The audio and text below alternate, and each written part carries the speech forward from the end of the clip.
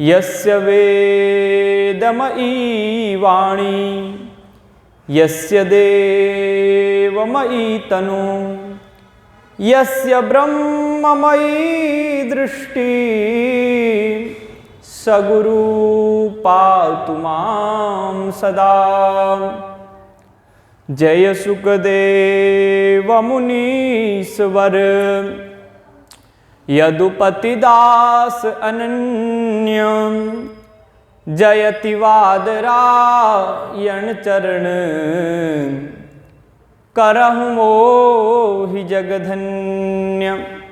बोलो भक्तवत्सल भगवान की जय। श्री वृंदावन बिहारी लाल की जय। यज्ञेश्वरी जगज्जननी गौ माता की जय। हरि शरणम। परम मंगलमय भगवत स्वरूप श्रीमद् भागवत महापुराणांतर्गत अत्यंत शीघ्र गति से त्वरित गति से तृतीय स्कंध भगवान कपिल देव के पावन दर्शन की और पावन उनके उपदेश की उत्कंठा से आगे बढ़ते हुए हम जा रहे थे। द्वितीय स्कंध को कल हमने अत्यंत संक्षेप में विश्राम दिया। आइए तृतीय स्कंध में श्री विदुर जी महाराज का स्मरण करते हुए आगे बढ़ें।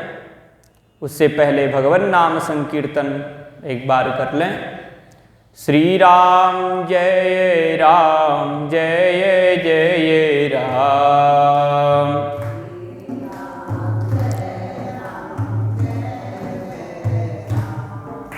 जोर से बोलो श्री राम जय जय राम।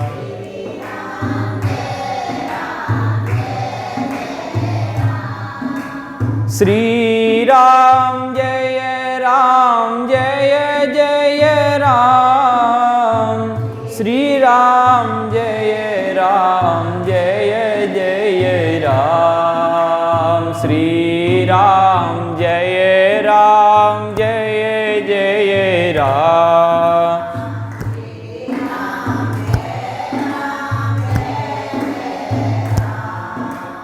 हरे राम राम राम हरे हरे हरे राम राम राम हरे हरे हरे कृष्ण कृष्ण कृष्ण हरे हरे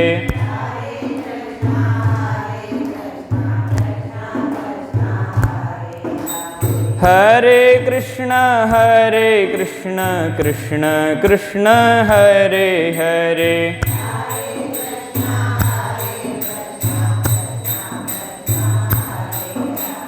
हरे राम राम राम हरे हरे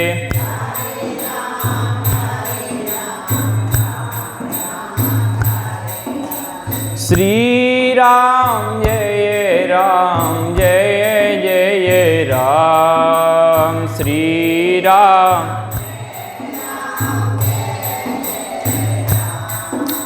श्री राम जय जय राम।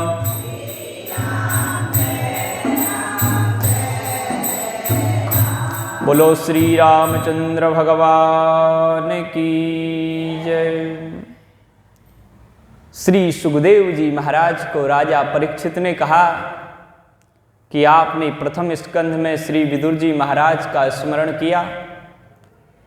विदुर जी तो परम भागवत हैं। यदा हनो भगवान सूतम छत्ता भागवतोत्तमा चचार तीर्थानि भुवस् त्यक्त्वा बंधुन् सुदुस्त्यजान्। श्री सूत जी महाराज से भी शौनकादि ऋषियों ने वही प्रश्न किया कि हमें विदुर जी का चरित्र सुनाइए। और सूत जी ने कहा, जैसे श्री सुखदेव जी महाराज ने जिस क्रम से सुनाया है वही क्रम मैं रखूंगा। श्री विदुर जी महाराज का महात्म्य केवल एक श्लोक में लिख दिया। कैसे हैं श्री विदुर जी, कितने बड़े भक्त हैं, कितने बड़े प्रेमी हैं भगवान के।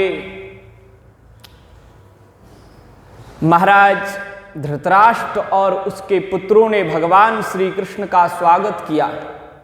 भगवान दूत बन के आ रहे थे, ऐसा अद्भुत स्वागत किया। भगवान ने उनके स्वागत को नहीं स्वीकारा और विदुर जी के घर चले गए। पौरवेन्द्र गृहं हित्वा प्रविवेशात्मसात् कृतम्। कौरवों के उस स्वागत सत्कार का परित्याग करके विदुर जी के यहां चले गए। क्यों गए? क्योंकि विदुर जी के पास प्रेम था, दुर्योधन के पास वह प्रेम नहीं था। वो केवल भगवान का स्वागत इसीलिए कर रहा था कि मैं कितना बड़ा आदमी हूं, मैं इतना बड़ा आदमी हूं, भगवान का स्वागत नहीं करूंगा तो मेरी बेइज्जती हो जाएगी। श्री कृष्ण द्वारिकाधीश दूत बन के आ रहे हैं, उनका स्वागत नहीं किया तो मेरी क्या इज्जत रह जाएगी। और दूसरी बात, भगवान को इस समय अपने पक्ष में करना था, स्वार्थ बस। जहां स्वार्थ होता है वहां प्रेम होता ही नहीं। तो भगवान तो स्वार्थ को भी जानने वाले हैं और प्रेम को भी जानने वाले हैं। समझ गए कि ये बड़ा स्वार्थी है। नीति प्रीति परमार्थ स्वार्थ, कौन राम सम जान यथार्थ।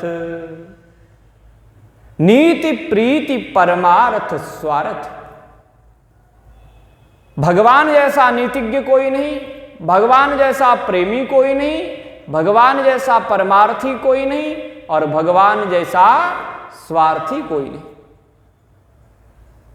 इसका मतलब यह है भगवान स्वार्थी नहीं है, लेकिन भगवान भक्त से प्रेम करते हैं इसलिए स्वार्थी कहे गए। और दूसरी बात, इस चौपाई का अर्थ यह है कि भगवान जैसा स्वार्थ को जानने वाला कोई नहीं। कौन स्वार्थी है इस बात को भगवान जानते हैं। कौन प्रेम करता है, प्रेम कैसा होना चाहिए, स्वार्थ कैसा होना चाहिए, परमार्थ कैसा होना चाहिए, नीति कैसी होनी चाहिए, प्रीति कैसी होनी चाहिए, भगवान के समान कोई नहीं जानता। भगवान जैसा स्वार्थी कोई नहीं, संतों जैसा, महात्माओं जैसा स्वार्थी कोई नहीं होता। संसारी लोग अपने को बड़ा स्वार्थी समझते हैं, लेकिन सब दो नंबर के स्वार्थी, एक नंबर के स्वार्थी तो संत महात्मा और भगवान ही हैं। स्व कहते हैं अपने को, अर्थ माने प्रयोजन। सबसे बड़ा प्रयोजन क्या है? भगवान को पाना। तो संत इस बात को जानते हैं कि हमको क्या पाना है, भगवान को पाना है। संसारियों को पता ही नहीं, वो संसार को पाने में ही अपना स्वार्थ समझते हैं। इसलिए भगवान जैसा नीति प्रीति और स्वार्थ परमार्थ का ज्ञाता कोई नहीं है। भगवान समझ गए दुर्योधन क्या करने वाला है, उसके घर नहीं गए, विदुर जी के यहाँ गए। साग सब्जी और कहाँ तक कहें, संतों ने तो कहा कि केले के छिलके भी खा ले। साग खाने का वर्णन तो शास्त्रों में मिलता है, लेकिन केले के छिलके खाने का वर्णन शास्त्रों में नहीं मिलता। लेकिन संतों ने दिव्य दृष्टि से देख लिया कि साग खाने से पहले छिलके खा लिए थे। और रामायण में भी सबरी माता जी ने श्री राम जी को कंद मूल फल खिलाए और कंद मूल फल अति स्वादिष्ट, बड़े सुंदर सुंदर कंद मूल फल खिलाए, गोस्वामी जी लिखते हैं। लेकिन संतों ने कहा कि जूठे बेर खिला दे। उन्होंने देख लिया, उनको अनुभव हो गया। तो इस संतों की वाणी पर विश्वास करना पड़ता है। संत भी एक शास्त्र निर्माण कर देते हैं।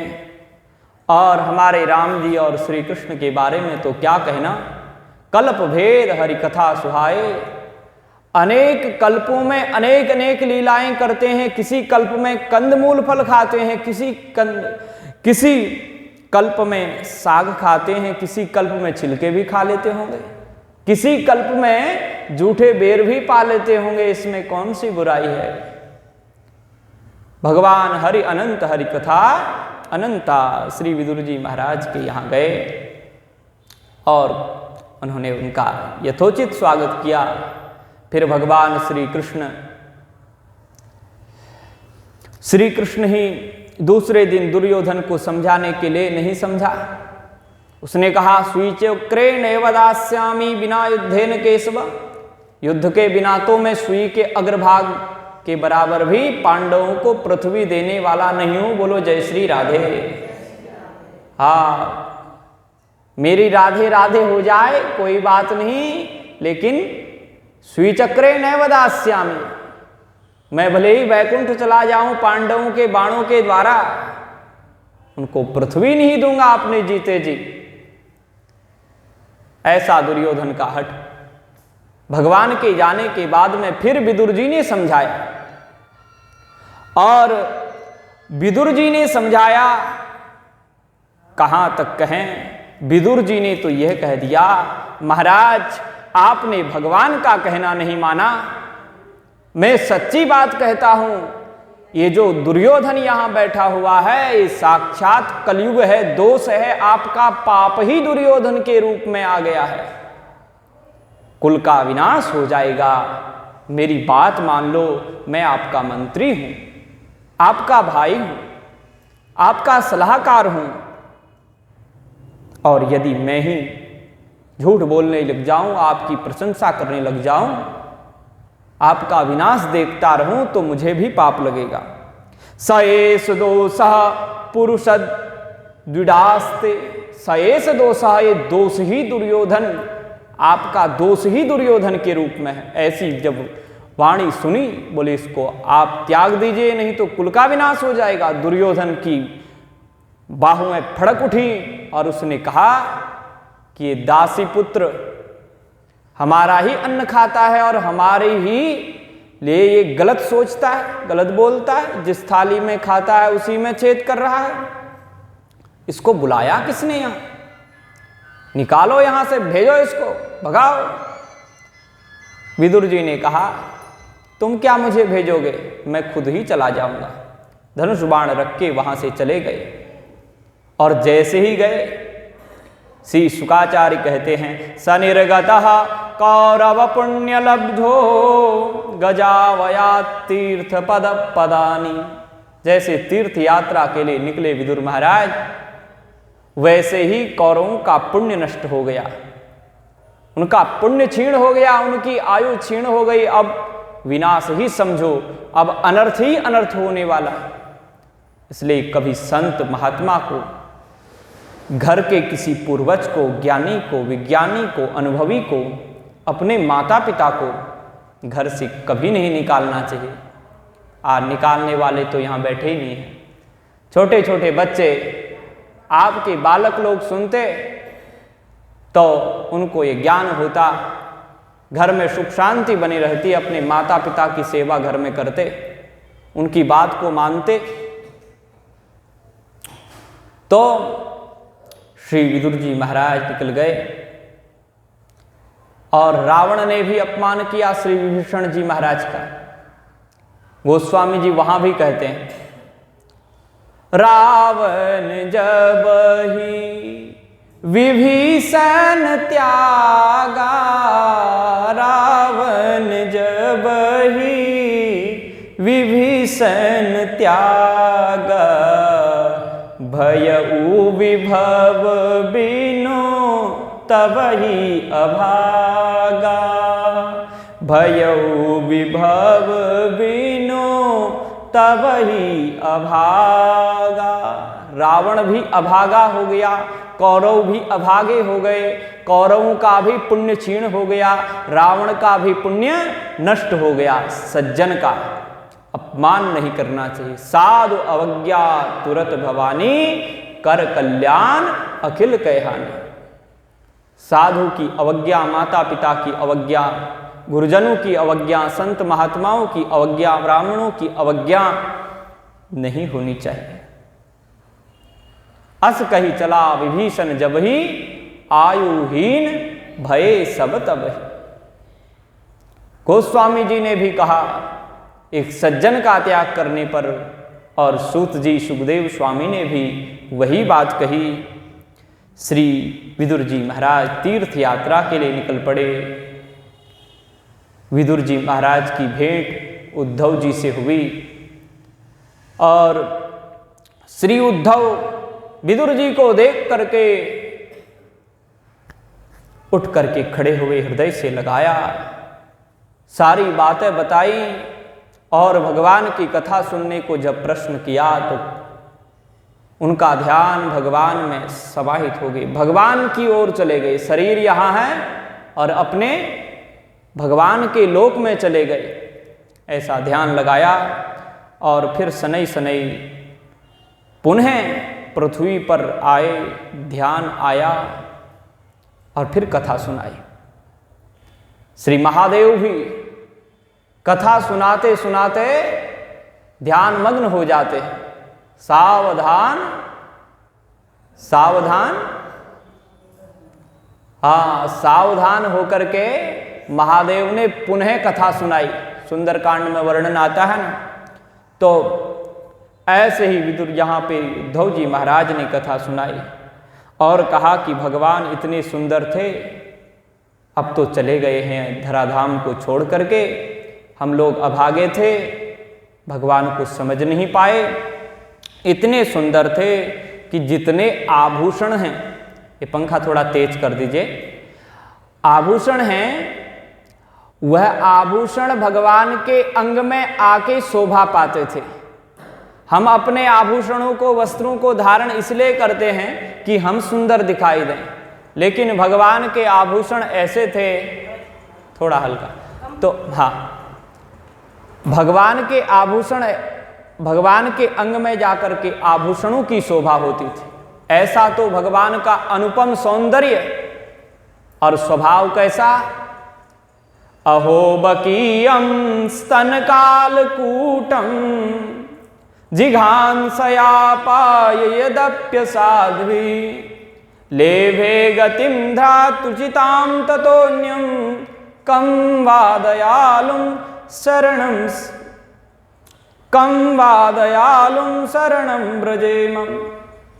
ऐसे दयालु हैं भगवान। पूतना बकी, बकासुर की बहन आई भगवान को मारने की इच्छा से, लेकिन गलती ये कर दी उसने, स्तनों में विष लगा करके आई, बोले स्तनों में पिलाऊं, वैसे जहर नहीं पिलाऊंगी, स्तनों में विष लगा करके दूध के बहाने मारूंगी। यही गलती की।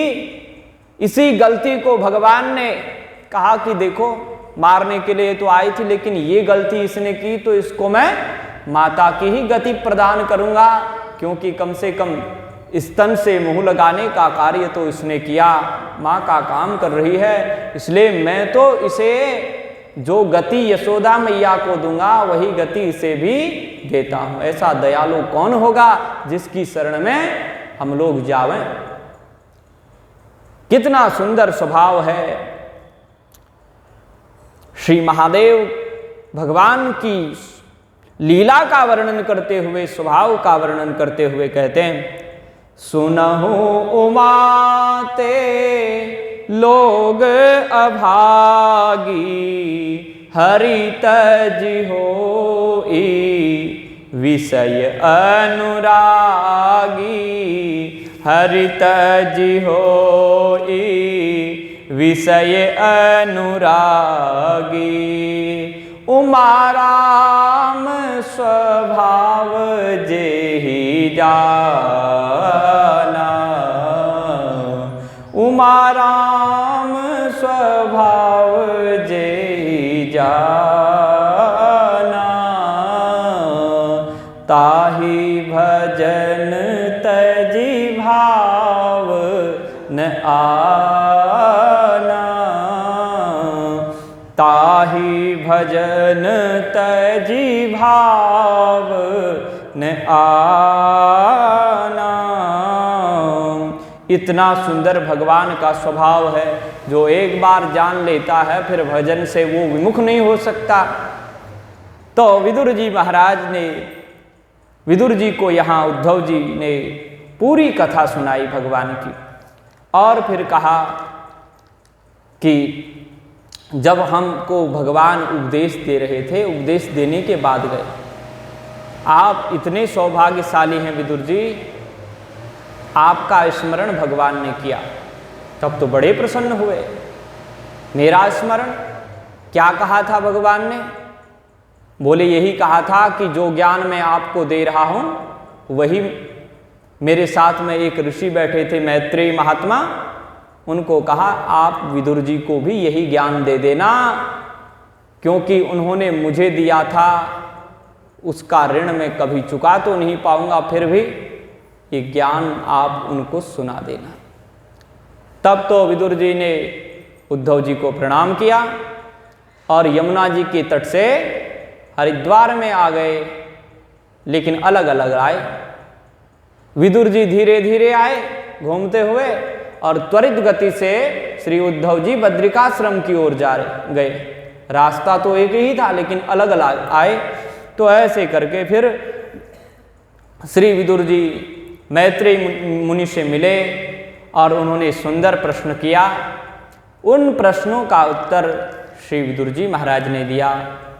अद्भुत वर्णन है, सृष्टि का वर्णन भी किया गया, और सृष्टि का वर्णन करते करते उसके बाद में कहते हैं कि भगवान नारायण के नाभि कमल से ब्रह्मा जी जब प्रकट हुए, अनेक वर्ष तपस्या करने पर भगवान ने उनको दिव्य ज्ञान भी दिया। उस ज्ञान को पा जाने के बाद में उन्होंने सृष्टि प्रारंभ की। अब जब सृष्टि प्रारंभ की तो सनक सनंदन सनातन सनत कुमार पहले अज्ञान रूपी सृष्टि पैदा की, अज्ञान की सृष्टि। यहां सृष्टि का वर्णन, काल का वर्णन, युगों का वर्णन सब भरा पड़ा है। और वो अज्ञान क्या था? मोह, महामोह, अंध तामिश्र, तामिश्र, ये सब रागादि विकार पैदा हुए। पहले विकार ही पैदा होते हैं। समुद्र मंथन किया गया, सबसे पहले विष निकला। हम भी कोई कार्य करते हैं तो पहले विष निकलता है। विष माने कष्ट, दुख। कथा सुनने बैठते हैं तो 2 घंटा बैठने में, 1 घंटे 3 घंटा बैठने में परेशानी होती है पहले पहले, और सुनने में भी लगता है क्या सुन रहे हैं, बड़ा कष्ट है। लेकिन धीरे धीरे अंतःकरण पवित्र होता है तो सुंदर लगने लगता है। ये पहले दुखदाई है, अंतकाल में सुख देने वाला है। भगवत गीता का ये विषय है। और संसार के विषय पहले सुख देते हैं और अंत में विष के समान हो जाते हैं, दुखदाई हैं। इसलिए पहले ज्ञान रूपी सृष्टि पैदा हुई, फिर भगवान का ध्यान किया। भगवान का ध्यान किया तो सनक सनंदन सनातन संत कुमार ये 4 ऋषि प्रकट हुए। इनको भी ब्रह्मा जी ने वही आदेश दिया कि आप भी सृष्टि करो। कथा आपको सुनाई थी एक दिन। इन्होंने कहा हम तो भगवान का ही भजन करेंगे। इतना क्रोध आया कि वही क्रोध रुद्र के रूप में प्रकट हो गया। रुद्र ने रोते हुए पूछा कि मेरा नाम क्या है, काम क्या है और मेरा स्थान क्या है, बताइए। उन्होंने रुद्र को नाम दे, बोले बेटा तुम रोते हो, एक नाम तुम्हारा रुद्र ही रखा जाएगा।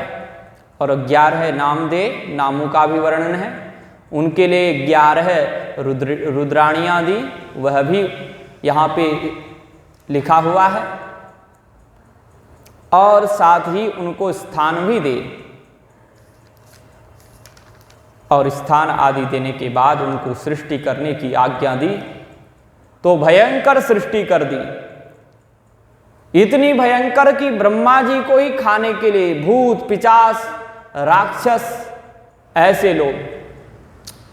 गोस्वामी जी ने उसका भी वर्णन किया, कैसी सृष्टि की थी।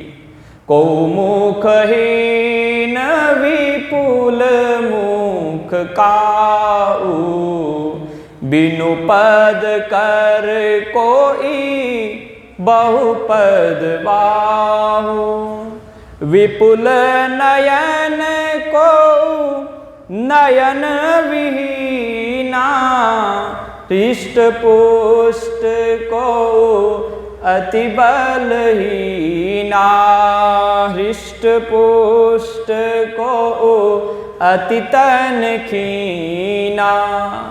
ऐसी सृष्टि, किसी के मुख ही नहीं, किसके मुख ही मुंह, किसी के हाथ ही हाथ, किसी के हाथ ही नहीं, किसी के पैर ही पैर, किसी के पैर ही नहीं, किसी का पेट ही पेट, किसी के पेट ही नहीं।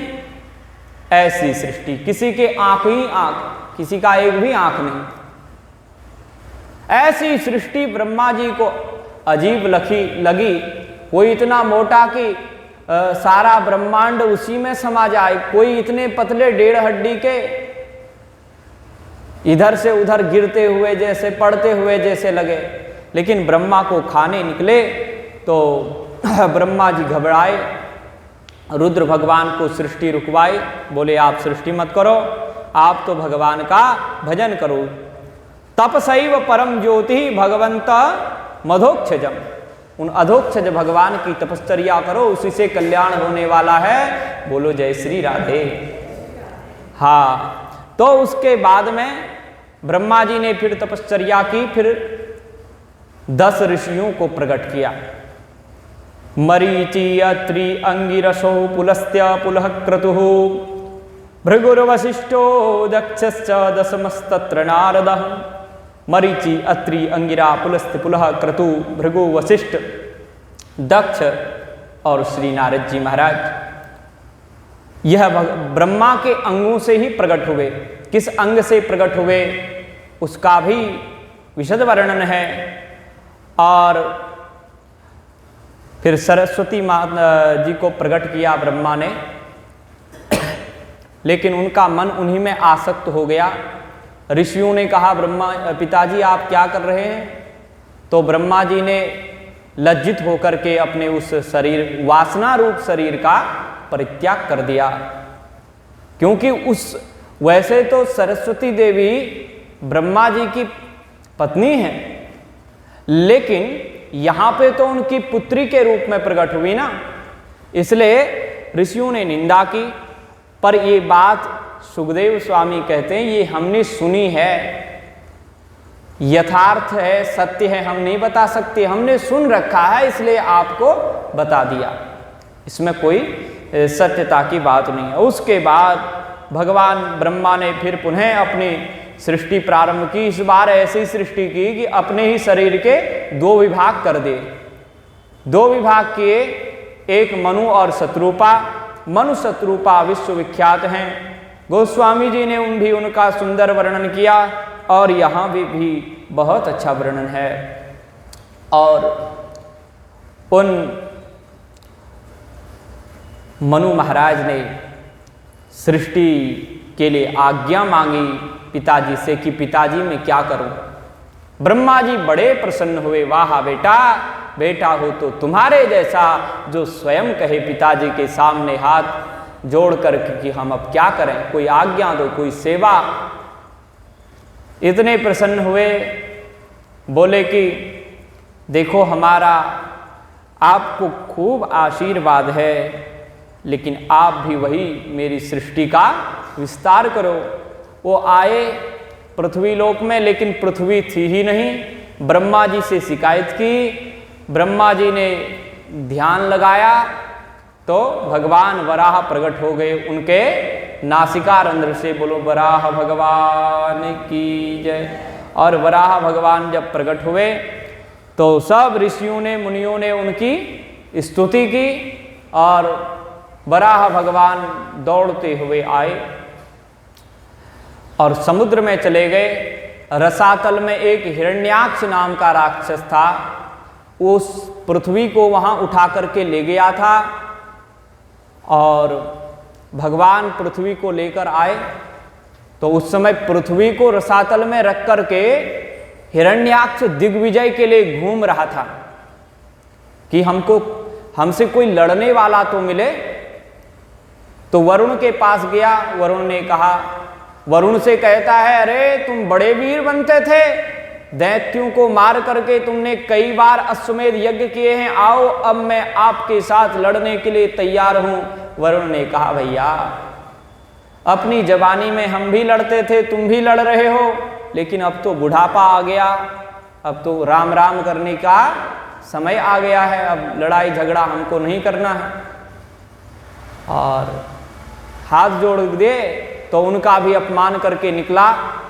श्रीमन नारायण नारायण नारायण, श्रीमन नारायण नारायण नारायण, श्रीमन नारायण नारायण नारायण, श्रीमन नारायण नारायण नारायण।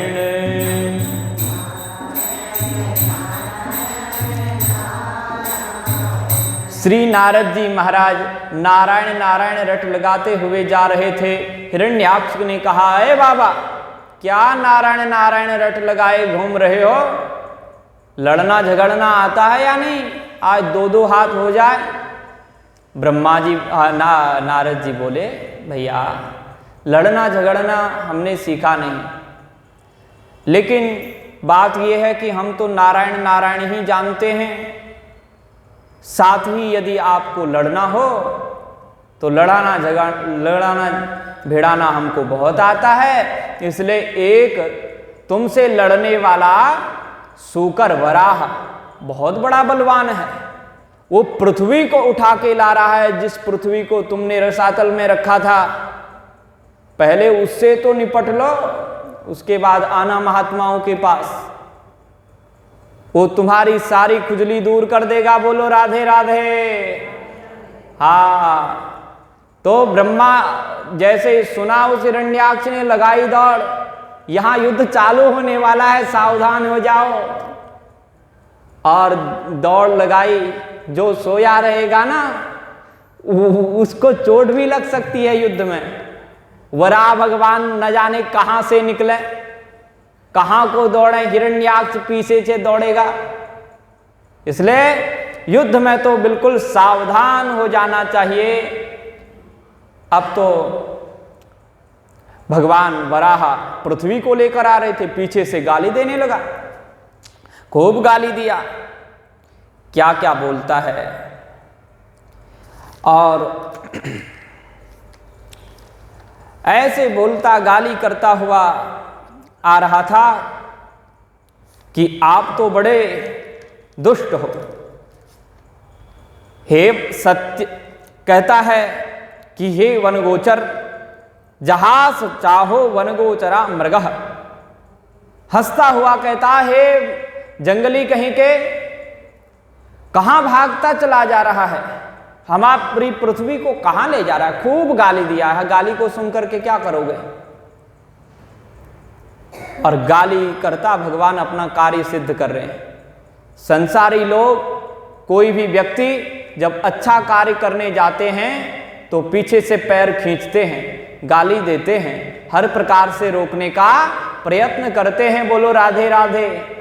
हाँ, रोकने का प्रयत्न करते हैं माताओं, इसलिए सावधान हो जाना चाहिए। और ये विकार भी रोकने का प्रयत्न करते हैं, अध्यात्म मार्ग में बाहर के शत्रु कम होते हैं, भीतर के शत्रु ज्यादा होते हैं। काम, क्रोध, लोभ, मोह ये सब हमारे शत्रु हैं, बैरी हैं, ये रोकने वाले हैं।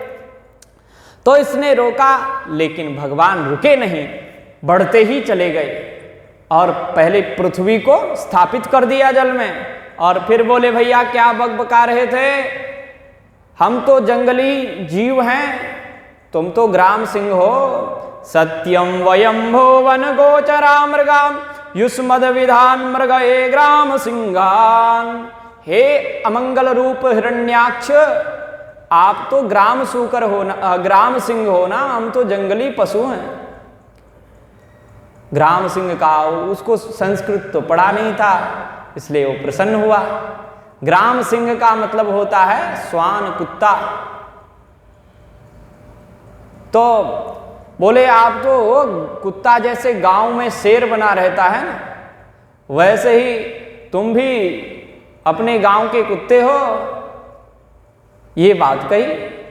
अब कभी कभी महात्मा लोग भी गाली देते हैं, तो ऐसे ही देते हैं जैसे भगवान ने दी। एक महात्मा कहते थे, तुम तो तुम ही हो, तुमको हम क्या कहें। जब भी कोई व्यक्ति, बच्चा, उनका विद्यार्थी उनके अनुकूल नहीं चलता था, कुछ गलती कर देता था, तो मुस्कुराते हुए कहते थे, तुम तो तुम ही हो, तुमको हम क्या कहें। बहुत दिनों बाद विद्यार्थियों ने पूछा, रोज आप यही एक ही वाक्य कहते हैं, इसका मतलब क्या है।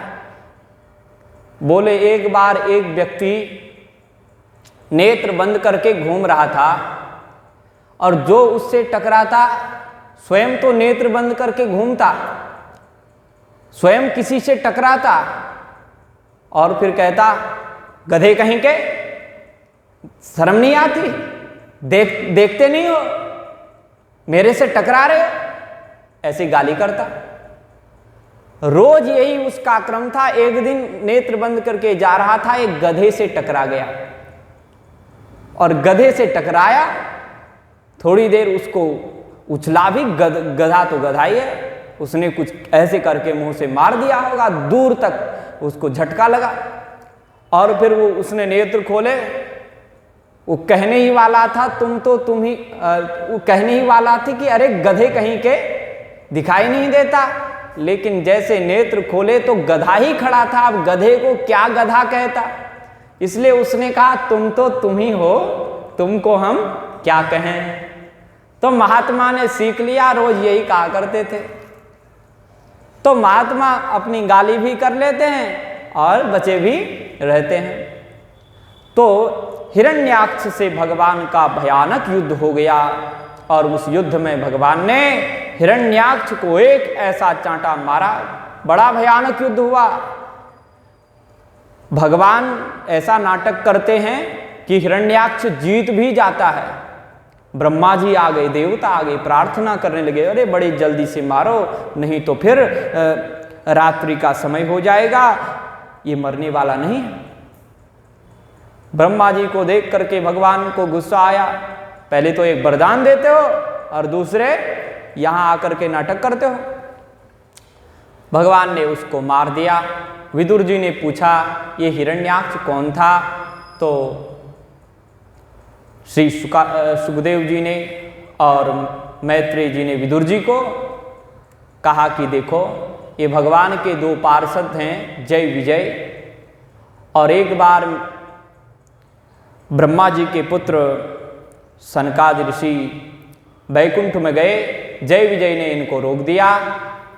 इन सनकादि ऋषियों ने ही शाप दिया था, उसी शाप के कारण ये राक्षस बन गए। और भगवान ने उनको आश्वासन दिया कि तुम राक्षस बनोगे 3 बार तो तुम्हारे लिए 4 बार मैं भी रूप धारण करके आऊंगा।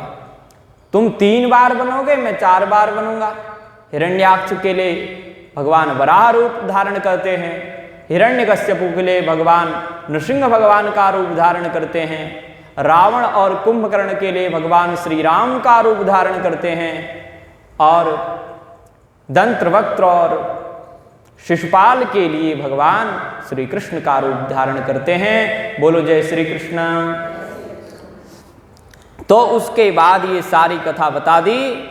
भगवान ने मारा जैसे ही इसको, हिरण्याक्ष को, देवता लोग स्तुति करने के लिए आए और भगवान यज्ञ की स्तुति की।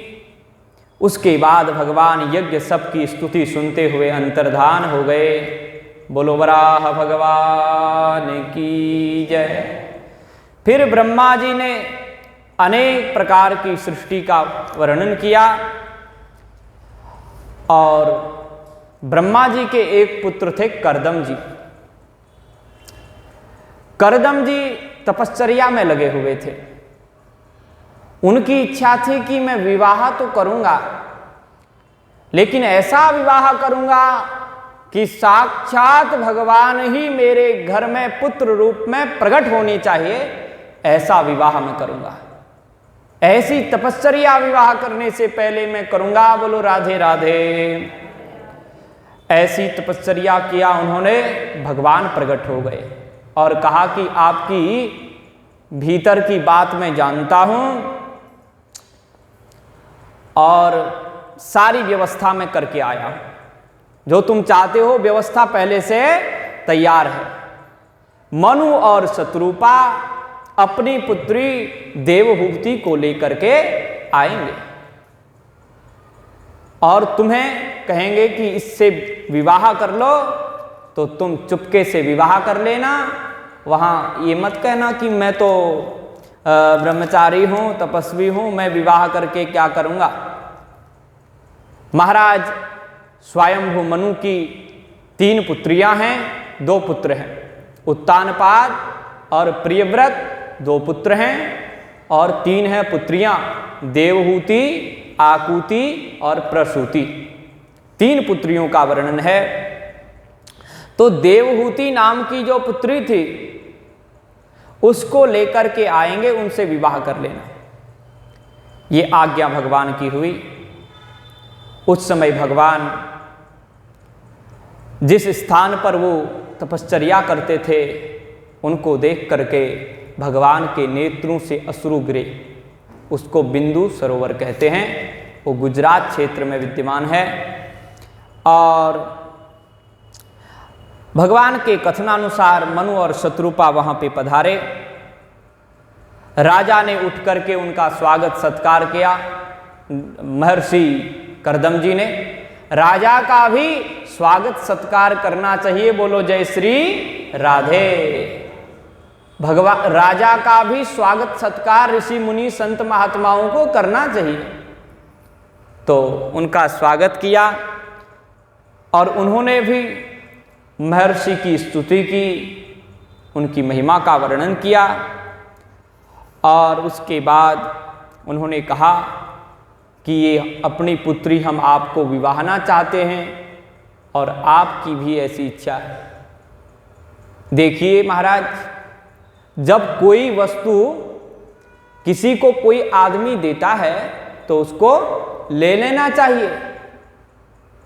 बिना उद्यम ही कोई किसी को कुछ वस्तु दे रहा है तो जिसको दे रहा है उस व्यक्ति को उस समय ले लेना चाहिए। उस समय तो वो कह देगा भैया हमको नहीं चाहिए, चाहिए तो था, उस समय तो नहीं लिया, फिर बाद में मांगना पड़ता है। इससे मान हानि होती है। इसलिए कोई वस्तु दे रहा हो तो उसको पकड़ लेना चाहिए। बोलो राधे राधे। तो ऐसे करके विवाह हो गया। लेकिन विवाह एक शर्त में हुआ। उन्होंने कहा कि देखो विवाह तो मैं करना ही चाहता हूं, लेकिन एक संतान होने के बाद में फिर मैं संन्यास ले लूंगा, जंगल में चला जाऊंगा।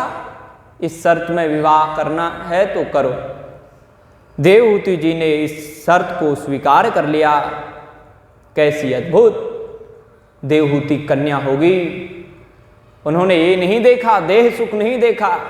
उन्होंने कहा कि ऐसे महापुरुष के साथ कुछ क्षण भी व्यतीत होंगे तो मेरा कल्याण हो जाएगा और जो पुत्र होगा वो दिव्य ही होगा। ऐसे महात्मा के द्वारा विवाह हुआ और विवाह करते ही महाराज करदम तो तपश्चर्या में बैठ गए।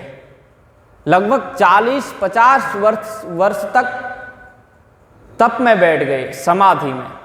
विवाह करने के बाद तपश्चर्या अवश्य करनी चाहिए। आजकल तो विवाह होता है, उसी समय से विषय भोगों में लोग रम जाते हैं और फिर कैसे पुत्र होते हैं, क्या होते हैं, किसी प्रकार का कोई संस्कार नहीं, उनकी पास किसी प्रकार की मेधा नहीं, बुद्धि नहीं, शक्ति नहीं। जब व्यक्ति के पास शक्ति होती है, शक्ति अर्जन करने के बाद गर्भाधान संस्कार करना चाहिए। उसके बाद में जो दिव्य पुत्र पैदा होते हैं वो अलौकिक होते हैं, अद्भुत होते हैं। ये परंपरा हमारे शास्त्रों में वर्णन है। श्री मैत्रेय जी महाराज ने तपश्चर्या की और मां देवहूति उनकी सेवा में लगी रही। बोलो राधे राधे। सेवा करती रही, नित्य निरंतर सेवा में लगी रही। जब 40-50 वर्ष के बाद में महर्षि कर्दम ने नेत्र खोले तो सामने देवहूति को देखा। बहुत सी क्षीण शरीर वाली, दुर्बल शरीर वाली, कर्षित शरीर वाली देवहूति को देखा। कहा, देवी आप कौन हो? पतिदेव मुझे भूल गए आप? मैं आपकी वही देवहूति हूं। जब बार बार स्मरण दिलाया तो याद आया, पूरे विवाह की कथा सुना दी, तब याद आया वो तो समाधि में चले गए थे, कुछ ध्यान ही नहीं रहा। अब जैसे ही ध्यान आया तो ऋषि का हृदय गदगद हो गया। प्रेम गदगदया वाचा पीडितः कृपया ब्रवीत। प्रेम गदगद वाणी से हृदय आह्लाद से भर गया, करुणा से भर गया और बोले कि मैं अत्यंत प्रसन्न हूं हे मनुपुत्री, तुमने छल कपट से रहित होकर के मेरी सेवा की है, शुश्रूषा की है। मैं आपके ऊपर अत्यंत प्रसन्न हूं। आपने मेरे लिए, मेरी सेवा करने के लिए अपने शरीर की उपेक्षा कर दी। धन्य हो तुम।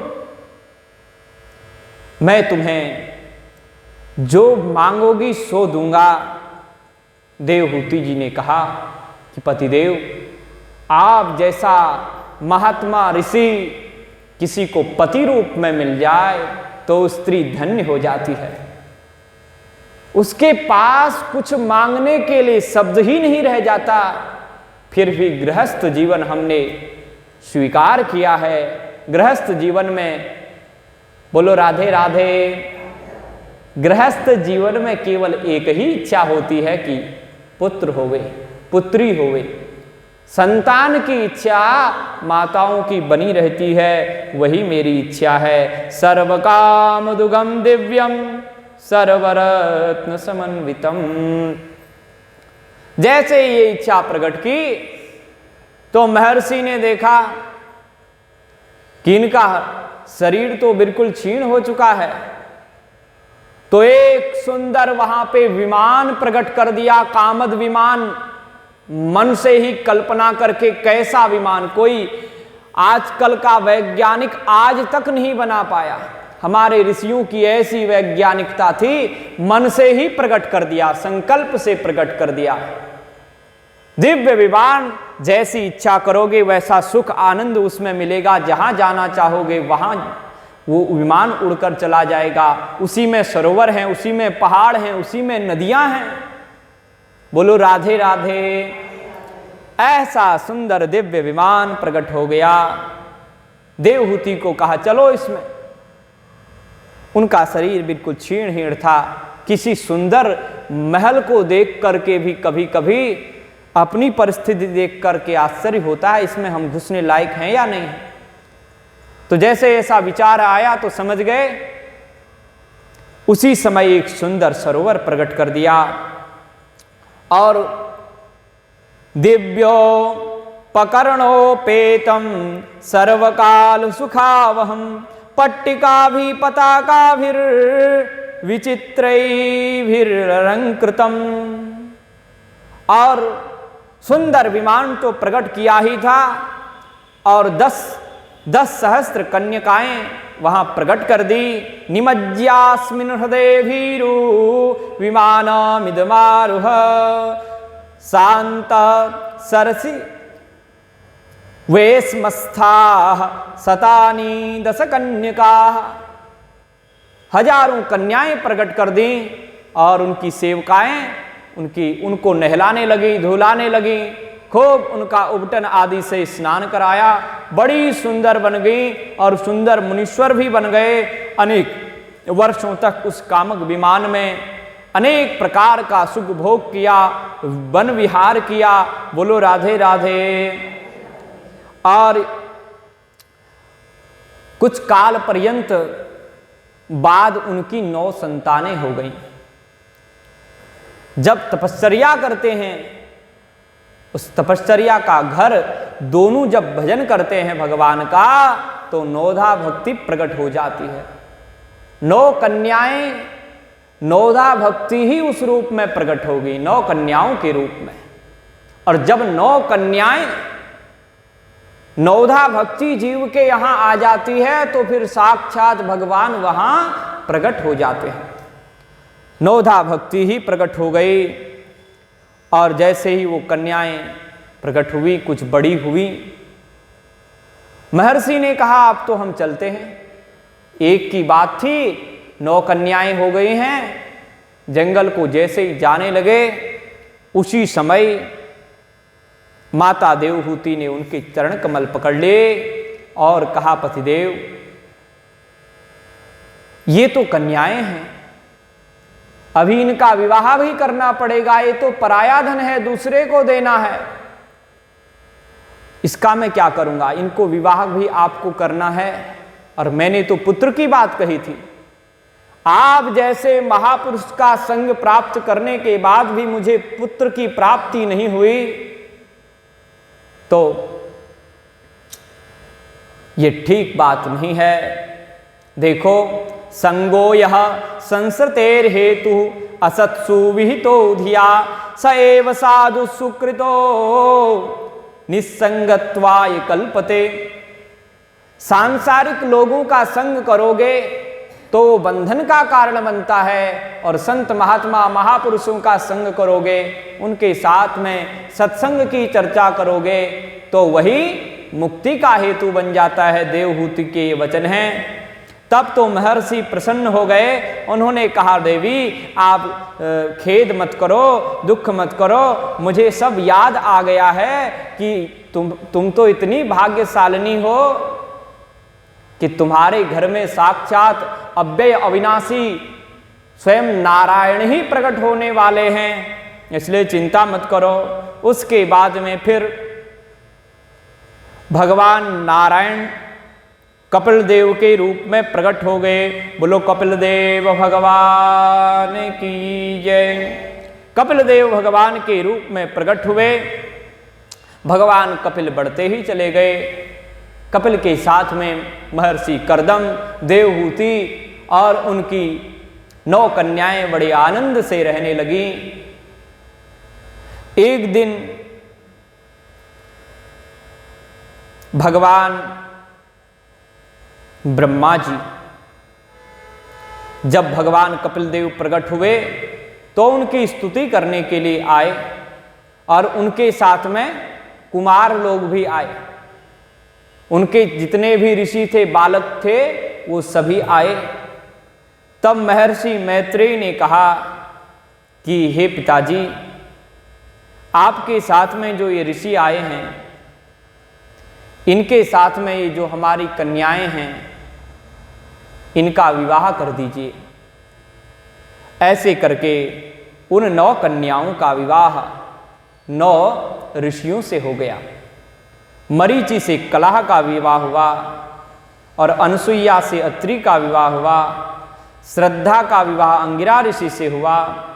पुलस्त्य का विवाह हविर्भू से हुआ, और पुलह का विवाह गति से हुआ, और क्रतु का विवाह परम सती क्रिया से हुआ। ख्याति का विवाह भृगु ऋषि से हुआ। वशिष्ठ जी का विवाह अरुंधति जी से हुआ और अथर्व ऋषि का विवाह शांति से हुआ। ऐसे करके इनका विवाह हो गया और भगवान कपिल देव बढ़ रहे हैं।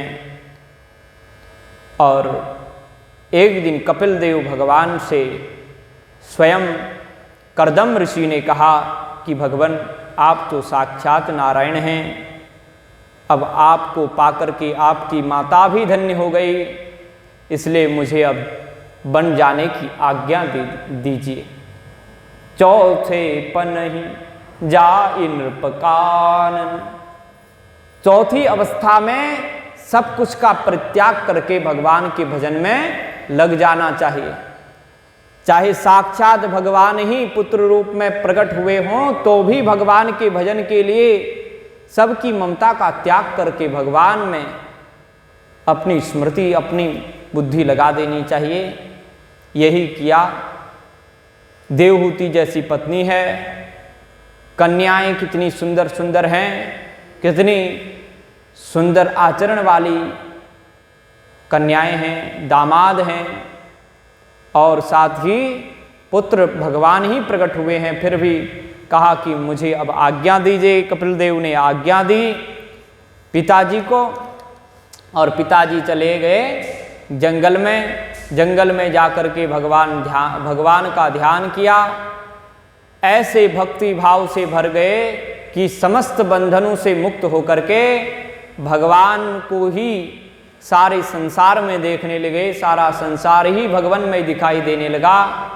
अंत में इच्छा द्वेष विहीनेन सर्वत्र समचेतसा भगवद भक्ति युक्तेन प्राप्ता भागवती गति। जो परम भागवतों को जो गति मिलती है वही महर्षि कर्दम की हो गई। और अनेक वर्षों तक भगवान श्री कपिल देव जी के साथ में देवहूति रही, अपने पुत्र को पालते हुए। बोलो राधे राधे। और कपिल देव जी ने विचार किया कि मैं माताजी बहुत आनंद में हैं, मेरे प्रति उनका बहुत प्रेम है। ये अत्यंत प्रेम भी बंधन का कारण हो सकता है। माता के हृदय में वैराग्य प्रकट किया। भगवान ही जब कृपा करते हैं तो विषयों से वैराग्य होने लगता है। आज देवहूति ने एक दिव्य सिंहासन बनाया। उस सिंहासन में श्री कपिल देव जी को बैठाया और हाथ जोड़ के कहने लगी, निर्विण्णा नितराम भूमन असनिन्द्रिय तर्षणात् येन संभाव्यमानेन प्रपन्नान्धं तम प्रभो। हे भूमन, कपिल देव जी कहते हैं, माताजी क्या कर रही है? वो कहते हैं, अब आप हमारे केवल पुत्र ही हैं, मैं आपको जानती हूं, आप सर्वव्यापक परमात्मा है। हे भूमन, हे विराट स्वरूप, हे सारे जगत में व्याप्त, हे नारायण, मैं आपकी शरण में हूं। ये इंद्रियों को इनकी लालसा, इनकी कामना के कारण मैं निरंतर विषय भोगों में ही लगी रही, लेकिन इनकी कामनाएं, इनकी वासनाएं आज तक समाप्त नहीं हुई। निर्विण्णा नितराम भूमन असदिन्द्रिय तर्षणात्, इन इंद्रियों का मैं तर्षण करती रही, इन इंद्रियों को मैं तृप्त करना ही चाहती रही, लेकिन ये आज तक तृप्त नहीं हुई। इन इंद्रियों ने मुझे घोर अंधकार में भेज दिया है। मेरे जीवन में अज्ञान है प्रभु, और आप तो साक्षात भगवान हैं। मैंने सुना है कि नारायण ही आप इस रूप में प्रकट होकर के हमारे ऊपर अनुग्रह करने के लिए आए हैं। मैं तो आपकी शरण में हूं, आप मुझको वह ज्ञान दीजिए। तम त्वागताहं शरणं शरण्यं स्वभृत्य संसार तरो कुठारम जिज्ञासहायं प्रकृते पुरुषस्य नमामि सद्धर्मविदां वरिष्ठम। हे नारायण, मैं आपकी शरण में हूं। देखिए, कपिलदेव साक्षात भगवान ही प्रकट हुए हैं, लेकिन अपनी माता को भी कभी उपदेश नहीं किए, बिना पूछे। आज माता पूछ रही हैं कि मैं आपकी शरण में हूं। उपदेश तब होता है जब जिज्ञासा होती है किसी के हृदय में, और उस जिससे पूछ रहे हैं उसके प्रति श्रद्धा का होना अत्यंत अनिवार्य है। आज श्रद्धा उत्पन्न हो गई। कहा तम त्वागताहं शरणं शरण्यम, मैं आपकी शरण में हूं, आप परम शरण्य हैं। आप तो अपने सेवकों के, अपने भृत्यों के, अपने भक्तों के संसार रूपी पेड़ को काट देते हैं। स्वभृत्य संसार तरो कुठारम, आपके पास ज्ञान रूपी कुठार है, कुल्हाड़ी है। उस कुल्हाड़ी से संसार रूपी जो वृक्ष है जिसमें हम उलझे पड़े हुए हैं, उस वृक्ष को ही आप काट देने वाले हैं। मैं आपसे पूछना चाहता हूं, मेरी जिज्ञासा है, प्रकृति और पुरुष का वर्णन कीजिए। हे सद्धर्म को जानने वाले, सद्धर्म वदाम वरिष्ठम, आप परमात्मा के स्वरूप का वर्णन करने में सर्वश्रेष्ठ हैं। मैं आपकी शरण में हूं, आप मुझे उपदेश कीजिए। भगवान कपिल देव ने कहा, इसका वर्णन मैं आपको सुनाऊंगा, लेकिन कल सुनाऊंगा। बोलो भक्तवत्सल भगवान की जय। श्री वृंदावन बिहारी लाल की जय। श्री सुखदेव भगवान की जय। श्री कपिलदेव भगवान की जय। गंगा मैया की जय।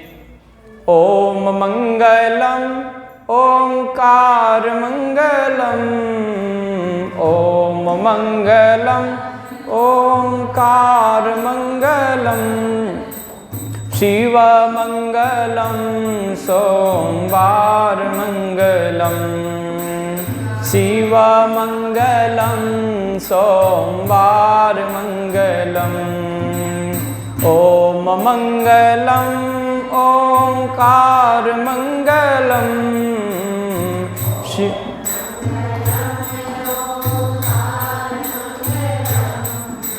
शिव मंगलम सोमवार मंगलम, शिव मंगलम सोमवार मंगलम, काल मंगलम महाकाल मंगलम,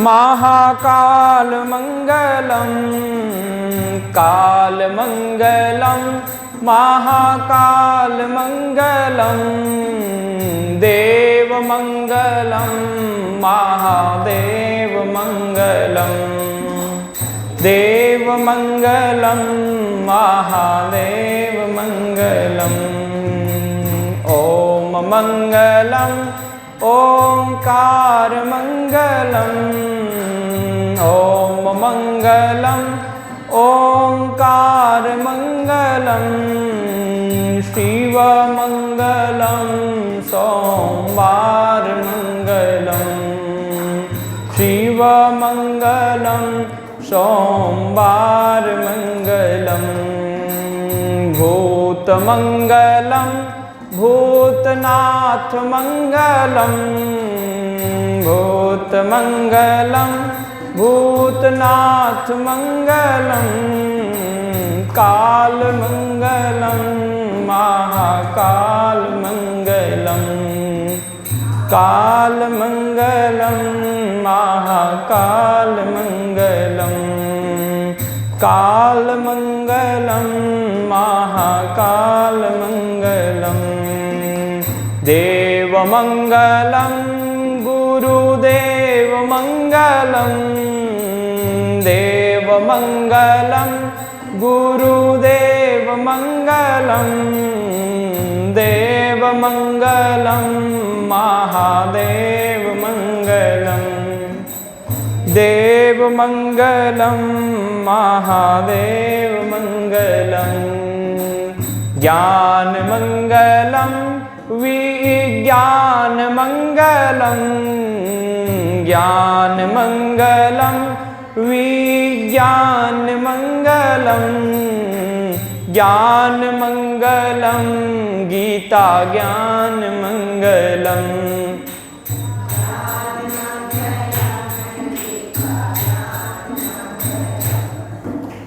ज्ञानमङ्गलं गीता ज्ञानमङ्गलं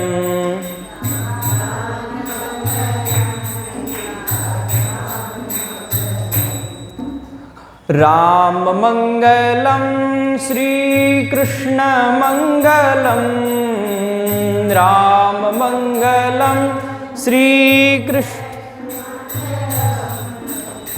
कृष्णमङ्गलं श्रीराममङ्गलं कृष्णमङ्गलं श्रीराममङ्गलं राममङ्गलं हनुमानमङ्गलं राममङ्गलं हनुमानमङ्गलं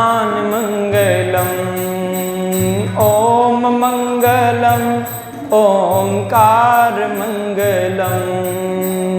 ॐ मङ्गलं ओङ्कारमङ्गलं ॐ मङ्गलं ओङ्कारमङ्गलं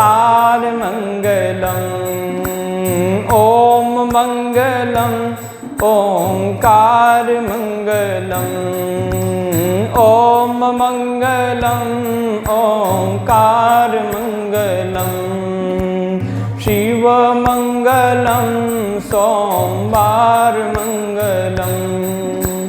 शिवमङ्गलं सोमवारमङ्गलं बोलो शिव शंकर भगवान की जय जय जय श्री राधे।